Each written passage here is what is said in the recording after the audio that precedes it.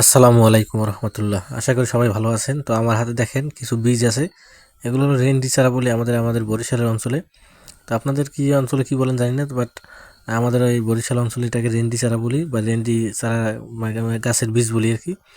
তো সেই রেন্ডি গাছের বীজ দিয়ে আমি চারা করব। দেখেন, এই দেখেন আমার হাতে কিন্তু রেন্ডি গাছের সেই বীজ আছে। আমি ওয়ান টাইম কাপের ভিতরে পুঁতে দিলাম। এখানে কিন্তু সার দেওয়া হয়েছে এবং মাটি দেওয়া হয়েছে, এবং ওয়ান টাইম কাপের ভিতরে চারা দেওয়ার পরে আপনার এখানে আমি আবার পানি দিয়ে ভিজে রাখবো। অর্থাৎ 1 সপ্তাহ বা 10 দিন ভিজে রাখলে এখান থেকে চারা গছ দিবে। এবং যখন এটা 1 হাত পরিমাণ বা 1.5 হাত বা 2 হাত পরিমাণ গাছটা হবে, তখন এখান থেকে নিয়ে অন্য জায়গায় আমি লাগাবো। এটা ওয়ান টাইম কাপে লাগানোর মানে হচ্ছে মানে একবার খরচ কম আর কি।